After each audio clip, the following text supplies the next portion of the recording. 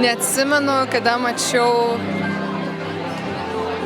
tokio grožio filmą apie gyvenimo prasmę, grožį ir visą tai, apie ką reiktų kasdien nepamiršti. Apie tą labai banaliai nuskambėjęs, apie tą kasdienybės grožį, bet man atrodo, filmo nuostabumas slypi tame, kad ta laimė yra tokia esminė. Tu matai tą laimę, kaip jie gamina maistą, kiekvienam maisto ragavimui ir taip toliau. Ir aš pagalvojau, kaip gera, kad šitas filmas gali kažkaip atkreipti dėmesį ir tau pačiam toj kasdienybėj stabtelėti ir pasimėgauti tuo omletu, pasimėgauti tuo žiūrėjimui mylintį žmogų. Ir man atrodo, tai yra tiesiog nuostabiai gražus filmas.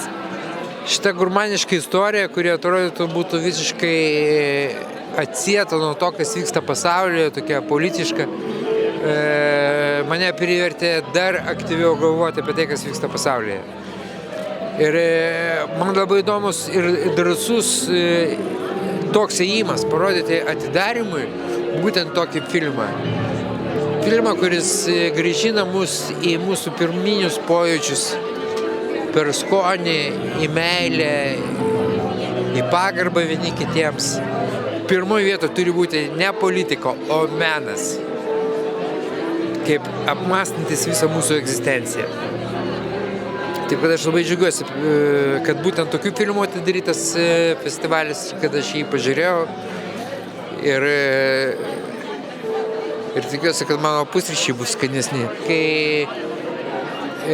aktorius išgyveno tokią dramą ties keptų svogūnų, o ne ties šekspyrišką brolžudystę, o išgyvena adekvačiai, tai man įdomu, kaip režisieriui tai stebėti ir tai matyti. Tai vienas buvo beje iš įdomesnių kampų žiūrint šitą filmą.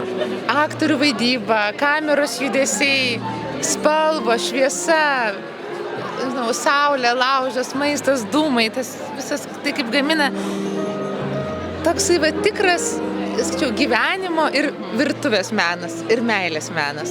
Ir šitas filmas, tikrai nepaprastai įkvėpė pažiūrėti ir atrodosi, tave įkvėpė žiūrėti į gyvenimą, į tavo, atrodo, tokį kasdienį poreikį pavalgyti, žiūrėti vis dėlto kaip į nepaprastą kūrybą ir tą tikrą meną. Tai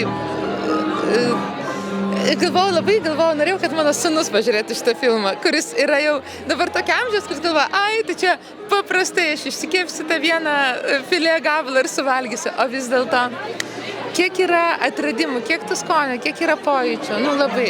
Ir buvo, aišku, labai gera matyti ir Juliette Binoche, yra man nuostabi, mano labai mėgstama aktorė ir apskritai, dar kartą pakartosiu, sveikinu Skanoramos su nepaprastai skoningu, kaip visada, atidarymu ir labai atmosfera gera, subtili, viskas labai gražu ir linkiu gero festivalio jums.